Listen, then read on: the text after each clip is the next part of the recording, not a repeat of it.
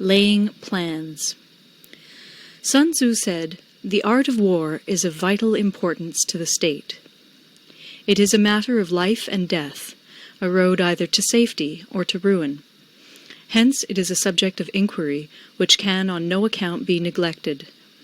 The art of war, then, is governed by 5 constant factors, to be taken into account in one's deliberations when seeking to determine the conditions obtaining in the field. These are 1. The moral law, 2. Heaven, 3. Earth, 4. The commander, 5. Method and discipline. The moral law causes the people to be in complete accord with their ruler, so that they will follow him regardless of their lives, undismayed by any danger. Heaven signifies night and day, cold and heat, times and seasons.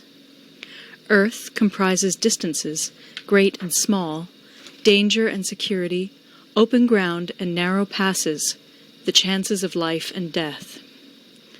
The commander stands for the virtues of wisdom, sincerity, benevolence, courage, and strictness. By method and discipline are to be understood the marshalling of the army in its proper subdivisions, the graduations of rank among the officers, the maintenance of roads by which supplies may reach the army, and the control of military expenditure. These 5 heads should be familiar to every general. He who knows them will be victorious. He who knows them not will fail. Therefore, in your deliberations, when seeking to determine the military conditions, let them be made the basis of a comparison in this wise. 1. Which of the 2 sovereigns is imbued with the moral law? 2. Which of the 2 generals has most ability?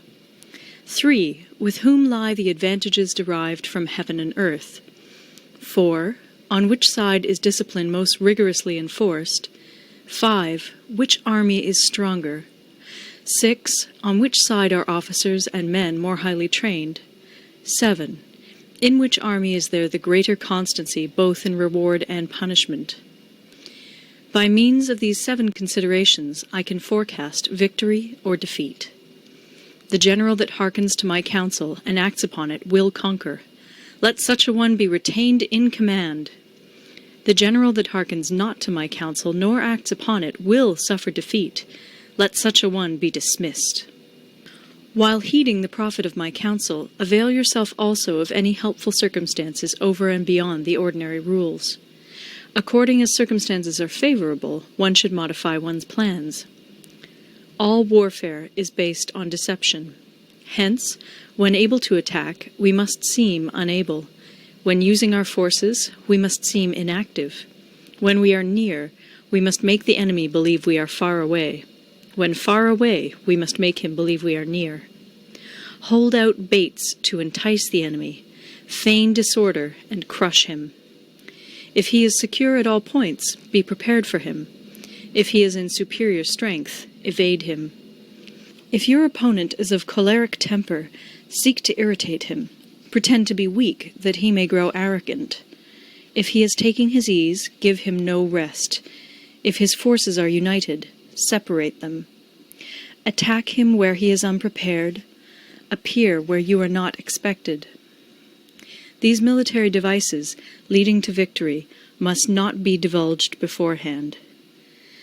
Now the general who wins a battle makes many calculations in his temple ere the battle is fought. The general who loses a battle makes but few calculations beforehand. Thus do many calculations lead to victory, and few calculations to defeat. How much more no calculation at all? It is by attention to this point that I can foresee who is likely to win or lose. End of Part 1. Part 2. Waging War.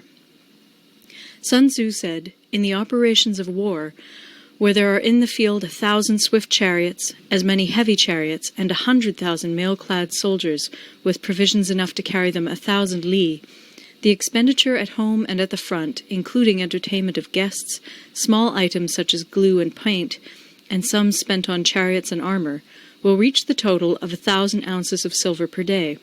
Such is the cost of raising an army of 100,000 men. When you engage in actual fighting, if victory is long in coming, then men's weapons will grow dull and their ardor will be damped. If you lay siege to a town, you will exhaust your strength. Again, if the campaign is protracted, the resources of the state will not be equal to the strain. Now, when your weapons are dulled, your ardor damped, your strength exhausted, and your treasure spent, other chieftains will spring up to take advantage of your extremity. Then no man, however wise, will be able to avert the consequences that must ensue. Thus, though we have heard of stupid haste in war, cleverness has never been seen associated with long delays. There is no instance of a country having benefited from prolonged warfare. It is only one who is thoroughly acquainted with the evils of war that can thoroughly understand the profitable way of carrying it on. The skillful soldier does not raise a second levy. Neither are his supply wagons loaded more than twice. Bring war material with you from home, but forage on the enemy. Thus the army will have food enough for its needs. Poverty of the state exchequer causes an army to be maintained by contributions from a distance.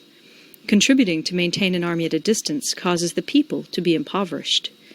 On the other hand, the proximity of an army causes prices to go up, and high prices cause the people's substance to be drained away. When their substance is drained away, the peasantry will be afflicted by heavy exactions. With this loss of substance and exhaustion of strength, the homes of the people will be stripped bare, and 3/10 of their income will be dissipated, while government expenses for broken chariots, worn-out horses, breastplates and helmets, bows and arrows, spears and shields, protective mantles, draft oxen, and heavy wagons will amount to 4/10 of its total revenue. Hence, a wise general makes a point of foraging on the enemy. 1 cartload of the enemy's provisions is equivalent to 20 of one's own, and likewise a single picul of his provender is equivalent to 20 from one's own store. Now, in order to kill the enemy, our men must be roused to anger. That there may be advantage from defeating the enemy, they must have their rewards. Therefore, in chariot fighting, when 10 or more chariots have been taken, those should be rewarded who took the first. Our own flags should be substituted for those of the enemy, and their chariots mingled and used in conjunction with ours. The captured soldiers should be kindly treated and kept. This is called using the conquered foe to augment one's own strength. In war, then, let your great object be victory, not lengthy campaigns. Thus it may be known that the leader of armies is the arbiter of the people's fate, the man on whom it depends whether the nation shall be in peace or in peril. End of Part 2. Part 3. Attack by Stratagem. Sun Tzu said, "In the practical art of war, the best thing of all is to take the enemy's country whole and intact. To shatter and destroy it is not so good. So, too, it is better to recapture an army entire than to destroy it, to capture a regiment, a detachment, or a company entire than to destroy them. Hence, to fight and conquer in all your battles is not supreme excellence. Supreme excellence consists in breaking the enemy's resistance without fighting. Thus, the highest form of generalship is to balk the enemy's plans. The next best is to prevent the junction of the enemy's forces. The next in order is to attack the enemy's army in the field. And the worst policy of all is to besiege walled cities. The rule is not to besiege walled cities if it can possibly be avoided. The preparation of mantlets, movable shelters, and various implements of war will take up 3 whole months, and the piling up of mounds against the walls will take 3 months more. The general, unable to control his irritation, will launch his men to the assault like swarming ants, with the result that 1/3 of his men are slain, while the town still remains untaken.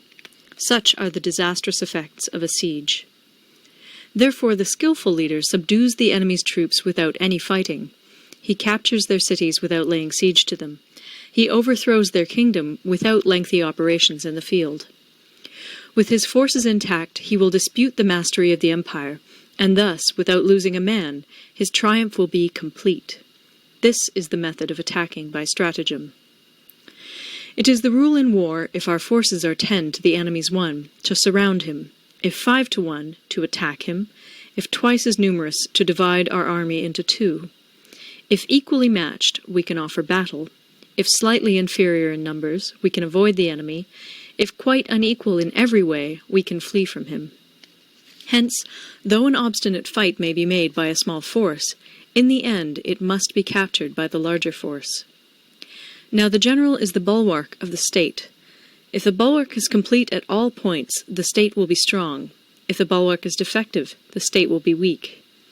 There are 3 ways in which a ruler can bring misfortune upon his army. 1. By commanding the army to advance or to retreat, being ignorant of the fact that it cannot obey. This is called hobbling the army.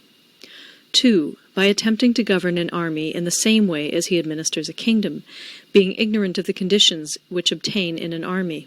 This causes restlessness in the soldiers' minds. 3. By employing the officers of his army without discrimination through ignorance of the military principle of adaptation to circumstances. This shakes the confidence of the soldiers. But when the army is restless and distrustful, trouble is sure to come from the other feudal princes. This is simply bringing anarchy into the army and flinging victory away. Thus we may know that there are 5 essentials for victory. 1.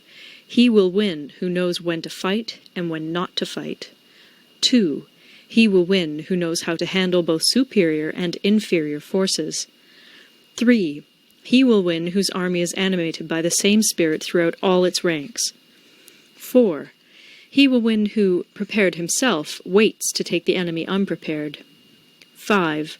He will win who has military capacity and is not interfered with by the sovereign. Hence the saying, if you know the enemy and know yourself, you need not fear the result of 100 battles. If you know yourself, but not the enemy, for every victory gained you will also suffer a defeat. If you know neither the enemy nor yourself, you will succumb in every battle. End of Part 3. Part 4. Tactical Dispositions. Sun Tzu said, "The good fighters of old first put themselves beyond the possibility of defeat, and then waited for an opportunity of defeating the enemy. To secure ourselves against defeat lies in our own hands, but the opportunity of defeating the enemy is provided by the enemy himself. Thus the good fighter is able to secure himself against defeat, but cannot make certain of defeating the enemy. Hence the saying, one may know how to conquer without being able to do it." Security against defeat implies defensive tactics. Ability to defeat the enemy means taking the offensive. Standing on the defensive indicates insufficient strength. Attacking, a superabundance of strength. The general who is skilled in defense hides in the most secret recesses of the earth. He who is skilled in attack flashes forth from the topmost heights of heaven. Thus, on the one hand, we have ability to protect ourselves, on the other, a victory that is complete. To see victory only when it is within the ken of the common herd is not the acme of excellence. Neither is it the acme of excellence if you fight and conquer, and the whole empire says, "Well done!" To lift an autumn hair is no sign of great strength. To see the sun and moon is no sign of sharp sight. To hear the noise of thunder is no sign of a quick ear. What the ancients called a clever fighter is one who not only wins, but excels in winning with ease. Hence his victories bring him neither reputation for wisdom nor credit for courage. He wins his battles by making no mistakes.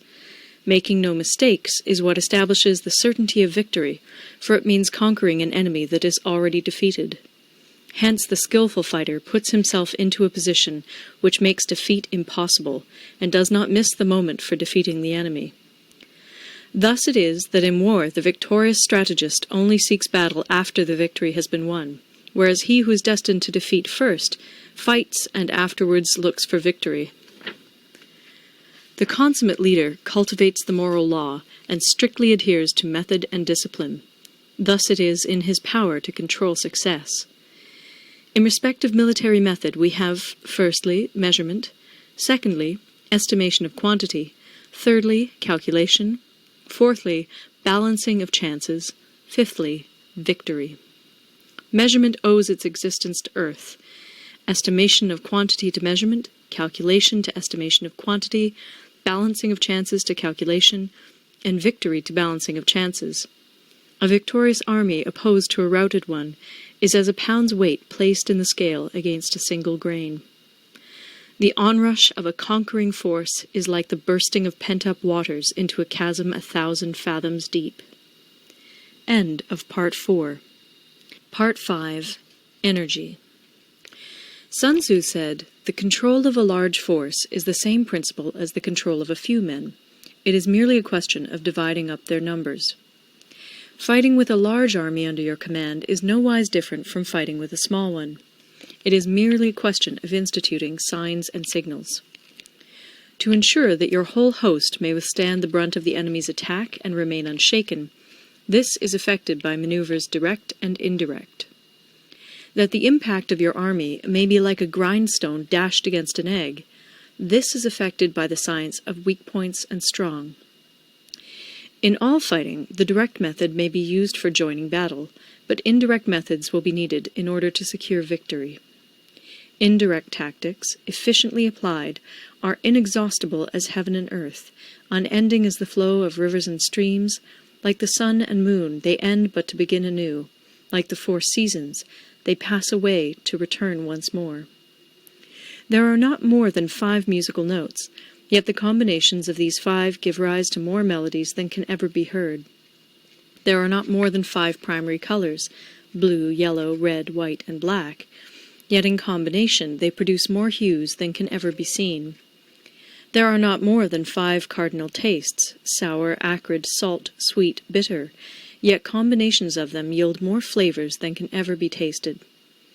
In battle there are not more than 2 methods of attack, the direct and the indirect, yet these 2 in combination give rise to an endless series of maneuvers. The direct and the indirect lead on to each other in turn. It is like moving in a circle. You never come to an end.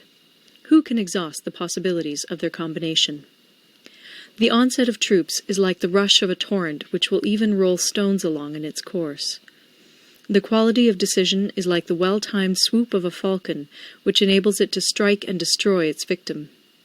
Therefore, the good fighter will be terrible in his onset and prompt in his decision. Energy may be likened to the bending of a crossbow, decision to the releasing of a trigger. Amid the turmoil and tumult of battle, there may be seeming disorder, and yet no real disorder at all. Amid confusion and chaos, your array may be without head or tail, yet it will be proof against defeat. Simulated disorder postulates perfect discipline. Simulated fear postulates courage. Simulated weakness postulates strength. Hiding order beneath the cloak of disorder is simply a question of subdivision. Concealing courage under their show of timidity presupposes a fund of latent energy. Masking strength with weakness is to be effected by tactical dispositions. Thus, one who is skillful at keeping the enemy on the move maintains deceitful appearances, according to which the enemy will act. He sacrifices something that the enemy may snatch at it. By holding out baits, he keeps him on the march. Then, with a body of picked men, he lies in wait for him. The clever combatant looks to the effect of combined energy, and does not require too much from individuals. Hence his ability to pick out the right men and utilize combined energy. When he utilizes combined energy, his fighting men become as it were like unto rolling logs or stones, for it is the nature of a log or stone to remain motionless on level ground, and to move when on a slope. If four-cornered, to come to a standstill, but if round-shaped, to go rolling down. Thus the energy developed by good fighting men is as the momentum of a round stone rolled down a mountain thousands of feet in height. So much on the subject of energy. End of Part 5. Part 6. Weak Points and Strong. Sun Tzu said, "Whoever is first in the field and awaits the coming of the enemy will be fresh for the fight. Whoever is second in the field and has to hasten to battle will arrive exhausted." Therefore, the clever combatant imposes his will on the enemy, but does not allow the enemy's will to be imposed on him.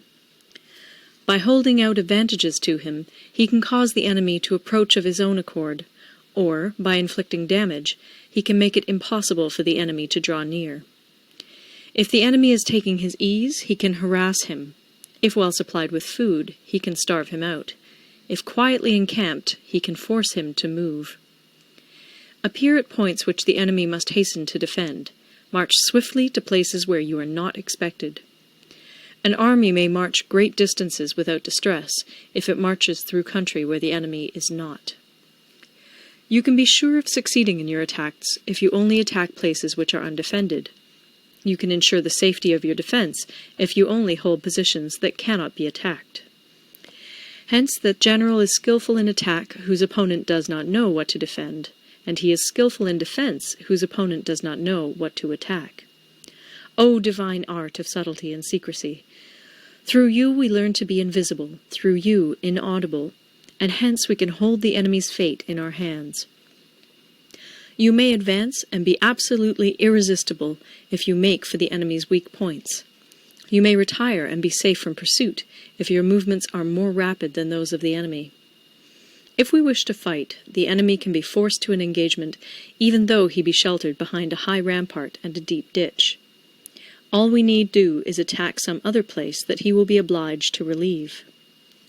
If we do not wish to fight, we can prevent the enemy from engaging us even though the lines of our encampment be merely traced out on the ground. All we need do is throw something odd and unaccountable in his way. By discovering the enemy's dispositions and remaining invisible ourselves, we can keep our forces concentrated while the enemy's must be divided. We can form a single united body while the enemy must split up into fractions. Hence, there will be a whole pitted against separate parts of a whole, which means that we shall be many to the enemy's few. And if we are able thus to attack an inferior force with a superior one, our opponents will be in dire straits. The spot where we intend to fight must not be made known, for then the enemy will have to prepare against a possible attack at several different points. And his forces being thus distributed in many directions, the numbers we shall have to face at any given point will be proportionately few. For should the enemy strengthen his van, he will weaken his rear. Should he strengthen his rear, he will weaken his van. Should he strengthen his left, he will weaken his right. Should he strengthen his right, he will weaken his left. If he sends reinforcements everywhere, he will everywhere be weak. Numerical weakness comes from having to prepare against possible attacks. Numerical strength from compelling our adversary to make these preparations against us. Knowing the place and the time of the coming battle, we may concentrate from the greatest distances in order to fight. But if neither time nor place be known, then the left wing will be impotent to succour the right equally impotent to succour the left, the van unable to relieve the rear, or the rear to support the van. How much more so if the furthest proportions of the army are anything under 100 li apart, and even the nearest are separated by several li? Though according to my estimate the soldiers of Yue exceed our own in number, that shall advantage them nothing in the matter of victory. I say then that victory can be achieved. Though the enemy be stronger in numbers, we may prevent him from fighting. Scheme so as to discover his plans and the likelihood of their success. Rouse him and learn the principle of his activity or inactivity. Force him to reveal himself so as to find out his vulnerable spots. Carefully compare the opposing army with your own, so that you may know where strength is superabundant and where it is deficient. In making tactical dispositions, the highest pitch you can attain is to conceal them. Conceal your dispositions, and you will be safe from the prying of the subtlest spies, from the machinations of the wisest brains. How victory may be produced for them out of the enemy's own tactics, that is what the multitude cannot comprehend. All men can see the tactics whereby I conquer, but what none can see is the strategy out of which victory is evolved. Do not repeat the tactics which have gained you one victory, but let your methods be regulated by the infinite variety of circumstances. Military tactics are like unto water, for water in its natural course runs away from high places and hastens downwards. So in war, the way is to avoid what is strong and to strike at what is weak. Water shapes its course according to the nature of the ground over which it flows. The soldier works out his victory in relation to the foe whom he is facing. Therefore, just as water retains no constant shape, in warfare there are no constant conditions. He who can modify his tactics in relation to his opponent and thereby succeed in winning may be called a heaven-born captain.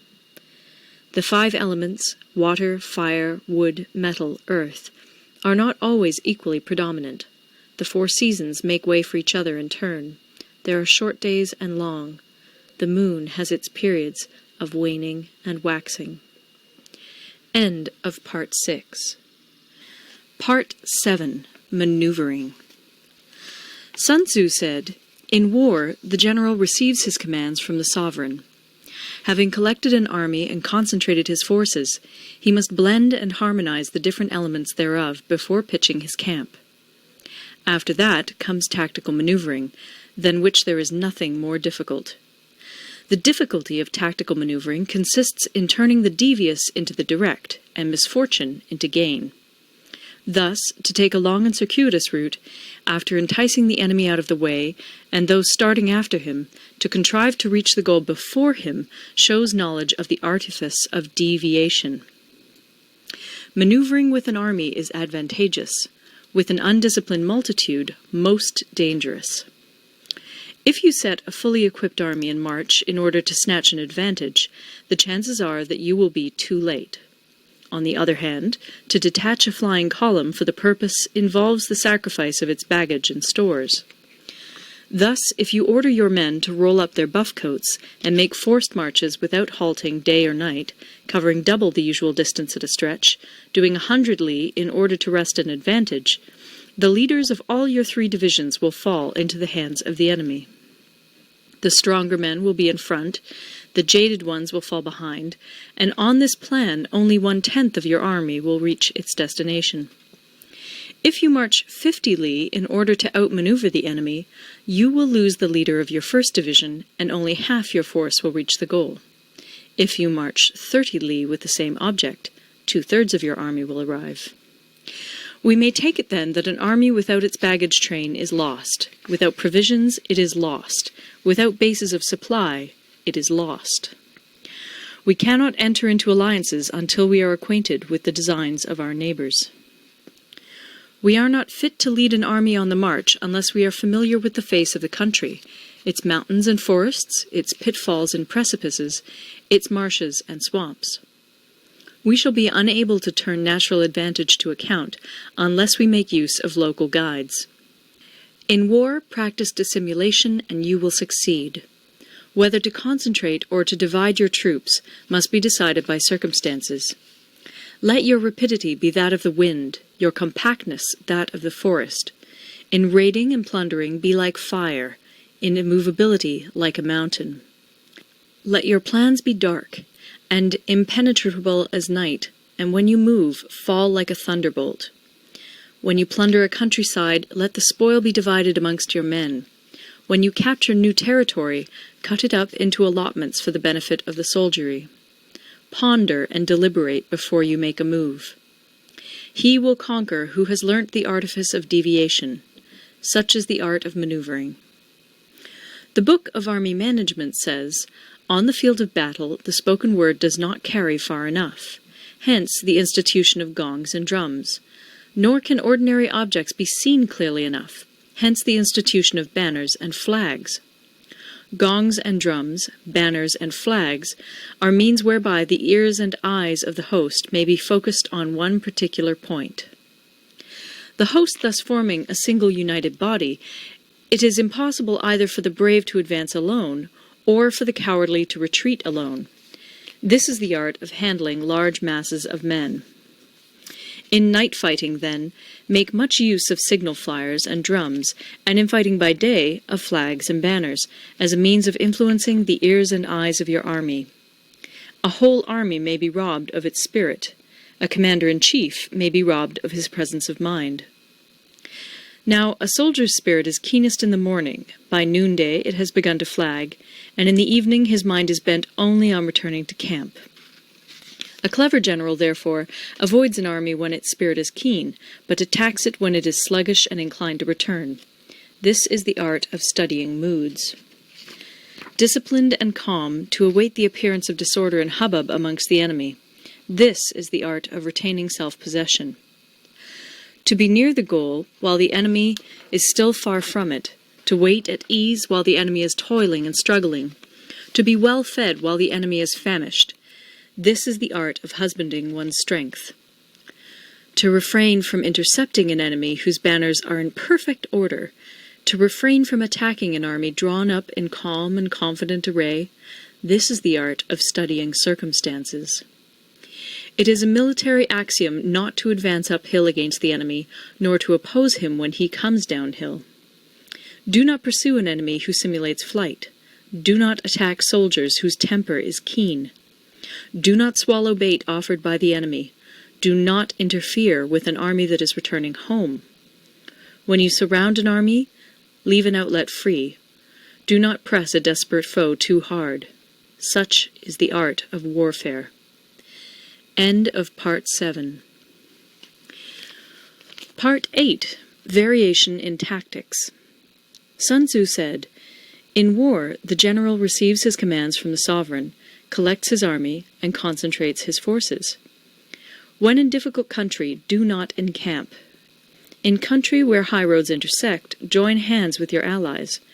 Do not linger in dangerously isolated positions.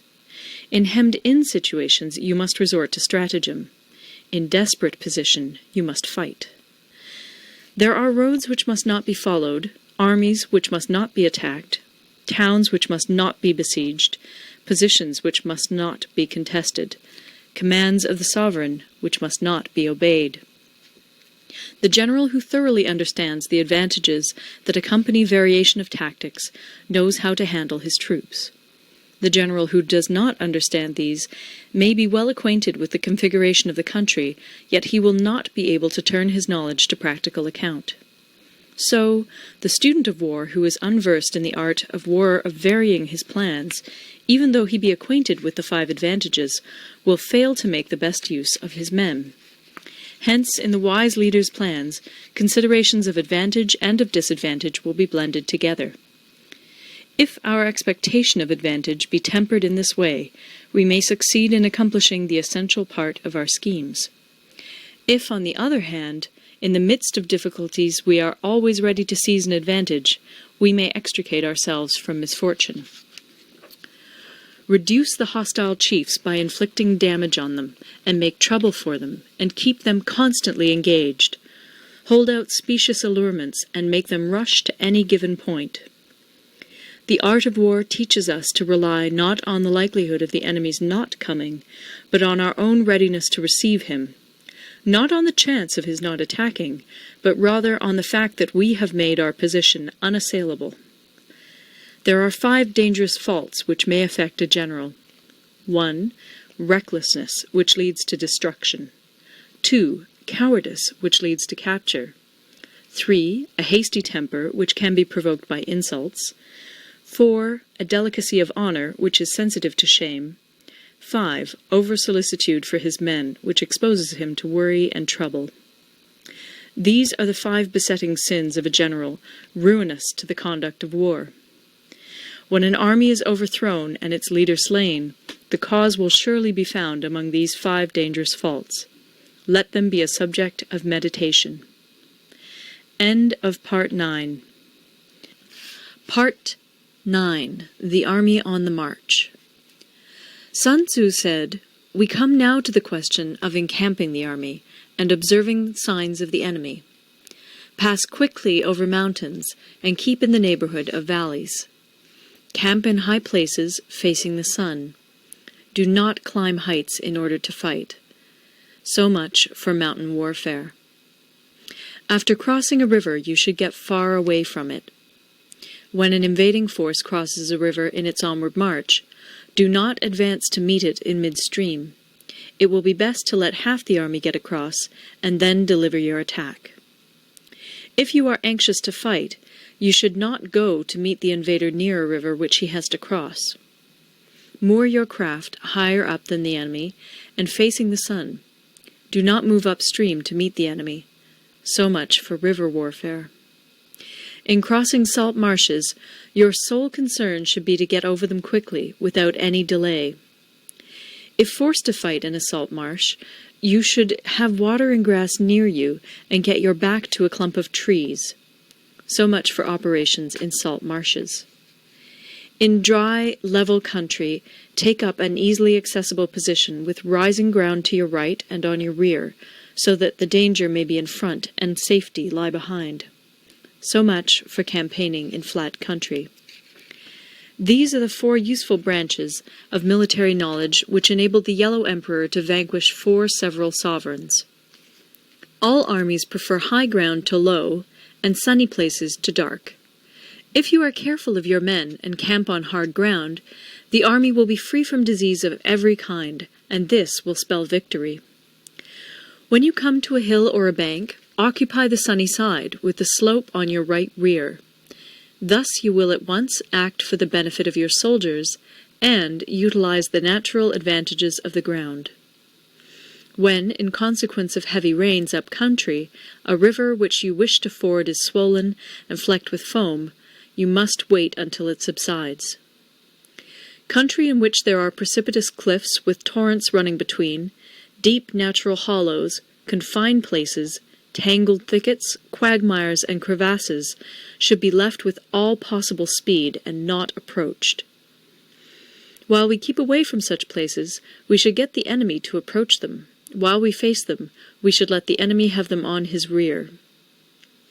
If in the neighborhood of your camp there should be any hilly country, ponds surrounded by aquatic grass, hollow basins filled with reeds, or woods with thick undergrowth, they must be carefully routed out and searched, for these are places where men in ambush or insidious spies are likely to be lurking.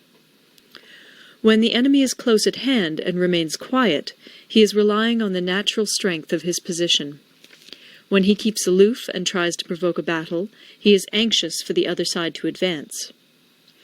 If his place of encampment is easy of access, he is tendering a bait. Movement amongst the trees of a forest shows that the enemy is advancing. The appearance of a number of screens in the midst of thick grass means that the enemy wants to make us suspicious. The rising of birds in their flight is the sign of an ambuscade. Startled beasts indicate that a sudden attack is coming. When there is dust rising in a high column, it is the sign of chariots advancing. When the dust is low, but spread over a wide area, it betokens the approach of infantry. When it branches out in different directions, it shows that parties have been sent to collect firewood. A few clouds of dust, moving to and fro, signify that the army is encamping. Humble words and increased preparations are signs that the enemy is about to advance. Violent language and driving forward as if to the attack are signs that he will retreat. When the light chariots come out first and take up a position on the wings, it is a sign that the enemy is forming for battle. Peace proposals unaccompanied by a sworn covenant indicate a plot. When there is much running about, and the soldiers fall into rank, it means that the critical moment has come. When some are seen advancing and some retreating, it is a lure. When the soldiers stand leaning on their spears, they are faint from want of food. If those who are sent to draw water begin by drinking themselves, the army is suffering from thirst. If the enemy sees an advantage to be gained and makes no effort to secure it, the soldiers are exhausted. If birds gather on any spot, it is unoccupied. Clamor by night betokens nervousness. If there is a disturbance in the camp, the general's authority is weak. If the banners and flags are shifted about, sedition is afoot. If the officers are angry, it means that the men are weary.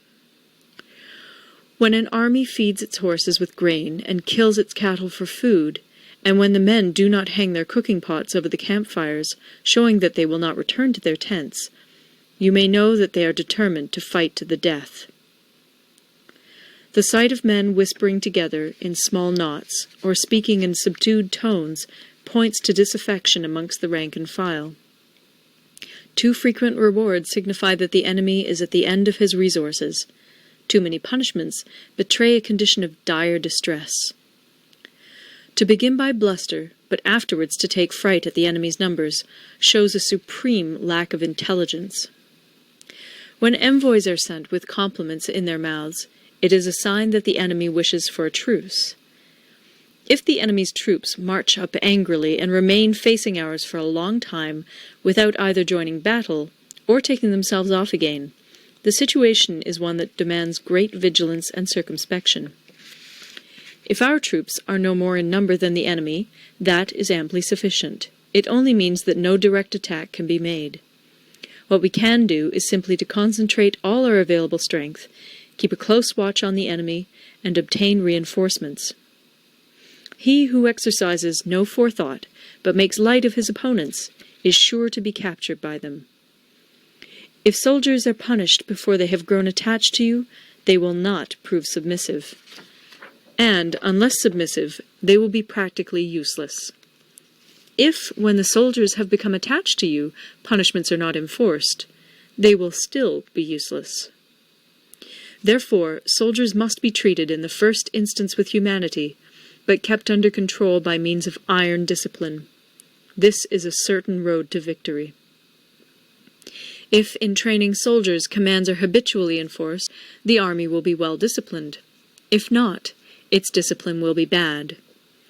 If a general shows confidence in his men, but always insists on his orders being obeyed, the gain will be mutual. End of Part 9. Part 10. Terrain. Sun Tzu said, we may distinguish 6 kinds of terrain, to wit, 1. Accessible ground, 2. Entangling ground, 3. Temporizing ground, 4. Narrow passes, 5. Precipitous heights, 6. Positions at a great distance from the enemy. Ground which can be freely traversed by both sides is called accessible. With regard to ground of this nature, be before the enemy in occupying the raised and sunny spots, and carefully guard your line of supplies. Then you will be able to fight with advantage. Ground which can be abandoned but is hard to reoccupy is called entangling. From a position of this sort, if the enemy is unprepared, you may sally forth and defeat him. But if the enemy is prepared for your coming, and you fail to defeat him, then, return being impossible, disaster will ensue. When the position is such that neither side will gain by making the first move, it is called temporizing ground. In a position of this sort, even though the enemy should offer us an attractive bait, it will be advisable not to stir forth, but rather to retreat, thus enticing the enemy in his turn. Then, when part of his army has come out, we may deliver our attack with advantage. With regard to narrow passes, if you can occupy them first, let them be strongly garrisoned and await the advent of the enemy. Should the army forestall you in occupying a pass, do not go after him if the pass is fully garrisoned, but only if it is weakly garrisoned. With regard to precipitous heights, if you are beforehand with your adversary, you should occupy the raised and sunny spots, and there wait for him to come up. If the enemy has occupied them before you, do not follow him, but retreat, and try to entice him away. If you are situated at a great distance from the enemy, and the strength of the two armies is equal, it is not easy to provoke a battle, and fighting will be to your disadvantage. These 6 are the principles connected with earth. The general who's attained a responsible post must be careful to study them. Now, an army is exposed to 6 several calamities, not arising from natural causes, but from faults for which the general is responsible. These are 1. Flight, 2. Insubordination, 3. Collapse, 4. Ruin, 5. Disorganization, 6. Rout. Other conditions being equal, if one force is hurled against another 10 times its size, the result will be the flight of the former. When the common soldiers are too strong and their officers too weak, the result is insubordination. When the officers are too strong and the common soldiers too weak, the result is collapse. When the higher officers are angry and insubordinate, and on meeting the enemy give battle on their own account from a feeling of resentment, before the commander-in-chief can tell whether or not he is in a position to fight, the result is ruin. When the general is weak and without authority, when his orders are not clear and distinct, when there are no fixed duties assigned to officers and men, and the ranks are formed in a slovenly, haphazard manner, the result is utter disorganization. When a general, unable to estimate the enemy's strength, allows an inferior force to engage a larger one, or hurls a weak detachment against a powerful one, and neglects to place picked soldiers in the front rank, the result must be rout. These are 6 ways of courting defeat, which must be carefully noted by the general who has attained a responsible post.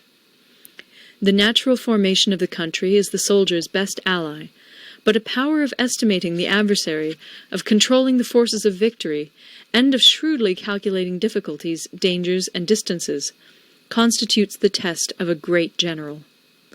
He who knows these things, and in fighting puts his knowledge into practice, will win his battles. He who knows them not, nor practices them, will surely be defeated. If fighting is sure to result in victory, then you must fight, even though the ruler forbid it.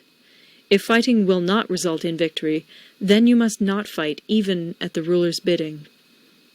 The general who advances without coveting fame, and retreats without fearing disgrace, whose only thought is to protect his country and do good service for his sovereign, is the jewel of the kingdom.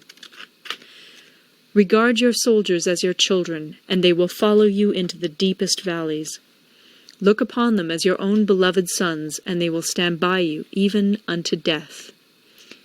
If, however, you are indulgent, but unable to make your authority felt, kind-hearted, but unable to enforce your commands, and incapable, moreover, of quelling disorder, then your soldiers must be likened to spoilt children. They are useless for any practical purpose. If we know that our own men are in a condition to attack, but are unaware that the enemy is not open to attack, we have gone only halfway towards victory. If we know that the enemy is open to attack, but are unaware that our own men are not in a condition to attack, we have gone only halfway towards victory. If we know that the enemy is open to attack, and also know that our men are in a condition to attack, but are unaware that the nature of the ground makes fighting impracticable, we have still only gone halfway towards victory. Hence the experienced soldier, once in motion, is never bewildered. Once he has broken camp, he is never at a loss. Hence the saying, "If you know the enemy and know yourself, your victory will not stand in doubt. If you know heaven and know earth, you may make your victory complete." End of Part 10. Part 11. The 9 Situations. Sun Tzu said, "The art of war recognizes 9 varieties of ground. 1. Dispersive ground. 2. Facile ground. 3. Contentious ground. 4. Open ground. 5. Ground of intersecting highways. 6. Serious ground. 7. Difficult ground. 8. Hemmed-in ground. 9. Desperate ground. When a chieftain is fighting in his own territory, it is dispersive ground. When he has penetrated into hostile territory, but to no great distance, it is facile ground. Ground the possession of which imports great advantage to either side is contentious ground. Ground on which each side has liberty of movement is open ground. Ground which forms the key to 3 contiguous states, so that he who occupies it first has most of the empire at his command, is a ground of intersecting highways. When an army has penetrated into the heart of a hostile country, leaving a number of fortified cities in its rear, it is serious ground. Mountain forests, rugged steeps, marshes, and fens, all country that is hard to traverse, this is difficult ground. Ground which is reached through narrow gorges, and from which we can only retire by tortuous paths, so that a small number of the enemy would suffice to crush a large body of our men, this is hemmed-in ground. Ground on which we can only be saved from destruction by fighting without delay is desperate ground. On dispersive ground, therefore, fight not. On facile ground, halt not. On contentious ground, attack not. On open ground, do not try to block the enemy's way. On the ground of intersecting highways, join hands with your allies. On serious ground, gather in plunder. In difficult ground, keep steadily on the march. On hemmed-in ground, resort to stratagem. On desperate ground, fight. Those who were called skillful leaders of old knew how to drive a wedge between the enemy's front and rear, to prevent cooperation between his large and small divisions, to hinder the good troops from rescuing the bad, the officers from rallying their men. When the enemy's men were united, they managed to keep them in disorder. When it was to their advantage, they made a forward move. When otherwise, they stopped still. If asked how to cope with a great host of the enemy in orderly array, and on the point of marching to the attack, I should say, begin by seizing something which your opponent holds dear. Then he will be amenable to your will. Rapidity is the essence of war. Take advantage of the enemy's unreadiness. Make your way by unexpected routes, and attack unguarded spots. The following are the principles to be observed by an invading force. The further you penetrate into a country, the greater will be the solidarity of your troops, and thus the defenders will not prevail against you. Make forays in fertile country in order to supply your army with food. Carefully study the well-being of your men, and do not overtax them. Concentrate your energy and hoard your strength. Keep your army continually on the move, and devise unfathomable plans. Throw your soldiers into positions whence there is no escape, and they will prefer death to flight. If they will face death, there is nothing they may not achieve. Officers and men alike will put forth their uttermost strength. Soldiers, when in desperate straits, lose the sense of fear. If there is no place of refuge, they will stand firm. If they are in hostile country, they will show a stubborn front. If there is no help for it, they will fight hard. Thus, without waiting to be marshaled, the soldiers will be constantly on the key. Without waiting to be asked, they will do your will. Without restrictions, they will be faithful. Without giving orders, they can be trusted. Prohibit the taking of omens, and do away with superstitious doubts. Then, until death itself comes, no calamity need be feared. If our soldiers are not overburdened with money, it is not because they have a distaste for riches. If their lives are not unduly long, it is not because they are disinclined to longevity. On the day they are ordered out to battle, your soldiers may weep, those sitting up bedewing their garments, and those lying down, letting the tears run down their cheeks. But let them once be brought to bay, and they will display the courage of a Chu or a Kui. The skillful tactician may be likened to the Shuai-jan. Now, the Shuai-jan is a snake that is found in the Ch'ung Mountains. Strike at its head, and you will be attacked by its tail. Strike at its tail, and you will be attacked by its head. Strike at the middle, and you will be attacked by head and tail both. Asked if an army can be made to imitate the Shuai-jan, I should answer yes. For the men of Wu and the men of Yue are enemies. Yet if they are crossing a river in the same boat and are caught by a storm, they will come to each other's assistance, just as the left hand helps the right. Hence, it is not enough to put one's trust in the tethering of horses and the burying of chariot wheels in the ground. The principle on which to manage an army is to set up one standard of courage, which all must reach.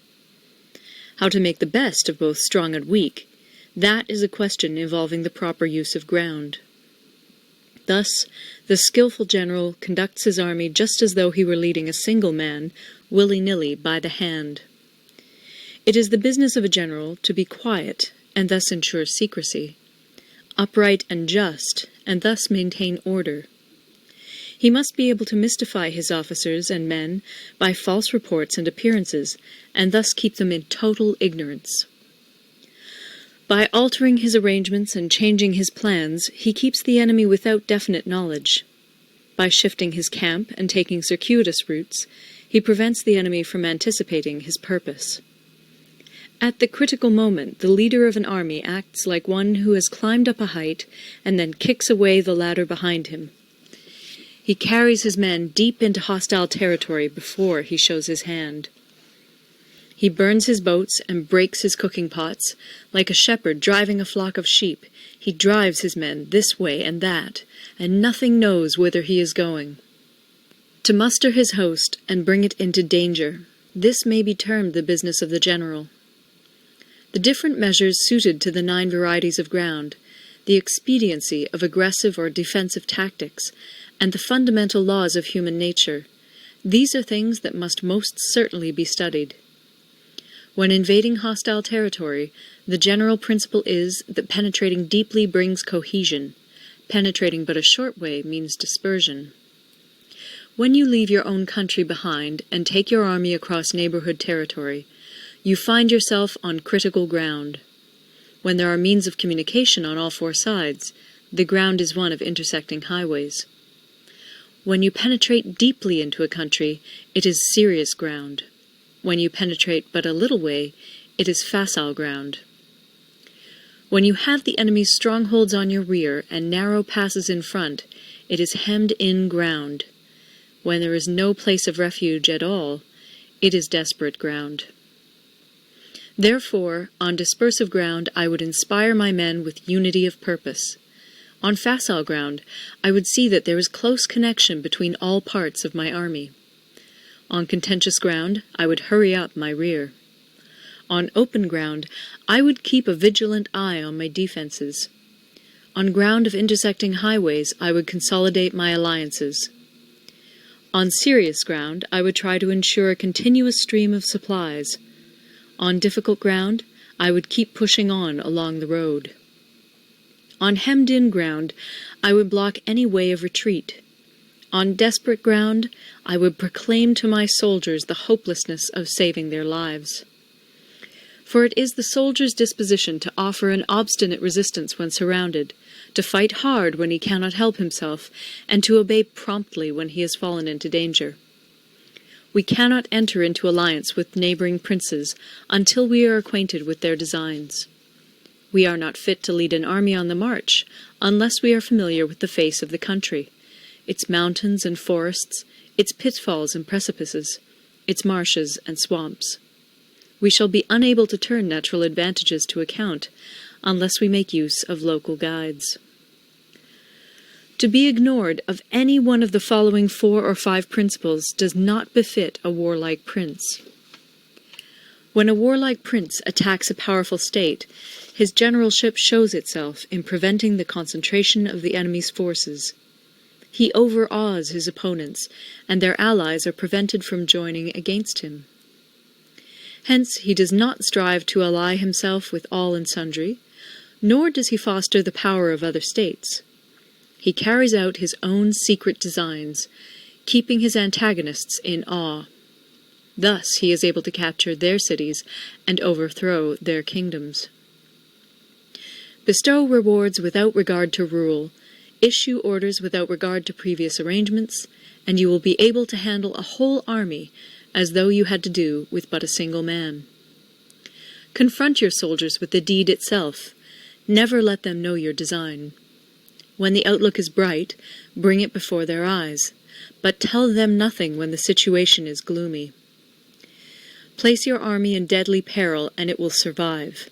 Plunge it into desperate straits, and it will come off in safety. For it is precisely when a force has fallen into harm's way that it is capable of striking a blow for victory. Success in warfare is gained by carefully accommodating ourselves to the enemy's purpose. By persistently hanging on the enemy's flank, we shall succeed in the long run in killing the commander-in-chief. This is called ability to accomplish a thing by sheer cunning. On the day that you take up your command, block the frontier passes, destroy the official tallies, and stop the passage of all emissaries. Be stern in the council chamber so that you may control the situation. If the enemy leaves the door open, you must rush in. Forestall your opponent by seizing what he holds dear, and subtly contrive to time his arrival on the ground. Walk in the path defined by rule, and accommodate yourself to the enemy until you can fight a decisive battle. At first, then, exhibit the coyness of a maiden, until the enemy gives you an opening. Afterwards, emulate the rapidity of a running hare, and it will be too late for the enemy to oppose you. End of Part 11. Part 12. The Attack by Fire. Sun Tzu said, "There are 5 ways of attacking with fire. The first is to burn soldiers in their camp. The second is to burn stores. The third is to burn baggage trains. The fourth is to burn arsenals and magazines. The fifth is to hurl dropping fire amongst the enemy." In order to carry out an attack, we must have means available. The material for raising fire should always be kept in readiness. There is a proper season for making attacks with fire, and special days for starting a conflagration. The proper season is when the weather is very dry. The special days are those when the moon is in the constellations of the Sieve, the Wall, the Wing, or the Crossbar, for these 4 are all days of rising wind. In attacking with fire, one should be prepared to meet 5 possible developments. 1. When fire breaks out inside to enemy's camp, respond at once with an attack from without. 2. If there is an outbreak of fire, but the enemy's soldiers remain quiet, bide your time and do not attack. 3. When the force of the flames has reached its height, follow it up with an attack, if that is practicable. If not, stay where you are. 4. If it is possible to make an assault with fire from without, do not wait for it to break out within, but deliver your attack at a favorable moment. 5. When you start a fire, be to windward of it. Do not attack from the leeward. A wind that rises in the daytime lasts long, but a night breeze soon falls. In every army, the 5 developments connected with fire must be known, the movements of the stars calculated, and a watch kept for the proper days. Hence, those who use fire as an aid to the attack show intelligence. Those who use water as an aid to the attack gain an accession of strength. By means of water, an enemy may be intercepted, but not robbed of all his belongings. Unhappy is the fate of one who tries to win his battles and succeed in his attacks without cultivating the spirit of enterprise, for the result is a waste of time and general stagnation. Hence the saying, "The enlightened ruler lays his plans well ahead. The good general cultivates his resources." Move not unless you see an advantage. Use not your troops unless there is something to be gained. Fight not unless the position is critical. No ruler should put troops into the field merely to gratify his own spleen. No general should fight a battle simply out of pique. If it is to your advantage, make a forward move. If not, stay where you are. Anger may in time change to gladness. Vexation may be succeeded by content. But a kingdom that has once been destroyed can never come again into being, nor can the dead ever be brought back to life. Hence the enlightened ruler is heedful, and the good general full of caution. This is the way to keep a country at peace and an army intact.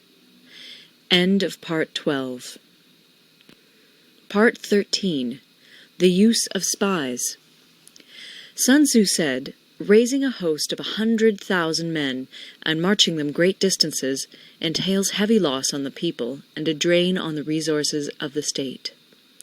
The daily expenditure will amount to 1,000 ounces of silver. There will be commotion at home and abroad, and men will drop down exhausted on the highways. As many as 700,000 families will be impeded in their labor. Hostile armies may face each other for years, striving for the victory which is decided in a single day. This being so, to remain in ignorance of the enemy's conditions simply because one grudges the outlay of 100 ounces of silver in honors and emoluments is the height of inhumanity. One who acts thus is no leader of men, no present help to his sovereign, no master of victory. Thus, what enables the wise sovereign and the good general to strike and conquer and achieve things beyond the reach of ordinary men is foreknowledge. Now, this foreknowledge cannot be elicited from spirits. It cannot be obtained inductively from experience, nor by any deductive calculation. Knowledge of the enemy's dispositions can only be obtained from other men. Hence the use of spies, of whom there are 5 classes. 1. Local spies. 2. Inward spies. 3. Converted spies. 4. Doomed spies. 5. Surviving spies. When these 5 kinds of spy are all at work, none can discover the secret system. This is called divine manipulation of the threads. It is the sovereign's most precious faculty. Having local spies means employing the services of the inhabitants of a district. Having inward spies, making use of officials of the enemy. Having converted spies, getting hold of the enemy's spies and using them for our own purposes. Having doomed spies, doing certain things openly for purposes of deception, and allowing our spies to know of them and report them to the enemy. Surviving spies, finally, are those who bring back news from the enemy's camp. Hence it is that none in the whole army are more intimate relations to be maintained than with spies. None should be more liberally rewarded. In no other business should greater secrecy be preserved. Spies cannot be usefully employed without a certain intuitive sagacity. They cannot be properly managed without benevolence and straightforwardness. Without subtle ingenuity of mind, one cannot make certain of the truth of their reports. Be subtle, and use your spies for every kind of business. If a secret piece of news is divulged by a spy before the time is ripe, he must be put to death together with the man to whom the secret was told. Whether the object be to crush an army, to storm a city, or to assassinate an individual, it is always necessary to begin by finding out the names of the attendants, the aides-de-camp, and doorkeepers and sentries of the general in command. Our spies must be commissioned to ascertain these. The enemy's spies, who have come to spy on us, must be sought out, tempted with bribes, led away, and comfortably housed. Thus they will become converted spies and available for our service. It is through the information brought by the converted spy that we are able to acquire and employ local and inward spies. It is owing to this information again that we can cause the doomed spy to carry false tidings to the enemy. Lastly, it is by this information that the surviving spy can be used on appointed occasions. The end and aim of spying in all its 5 varieties is knowledge of the enemy, and this knowledge can only be derived in the first instance from the converted spy. Hence it is essential that the converted spy be treated with the utmost liberality. Of old, the rise of the Yin dynasty was due to Yi Qi, who had served under the Xia. Likewise, the rise of the Chu dynasty was due to Lu Ya, who had served under the Yin. Hence, it is only the enlightened ruler and the wise general who will use the highest intelligence of the army for purposes of spying, and thereby they achieve great results. Spies are a most important element in water, because on them depends an army's ability to move.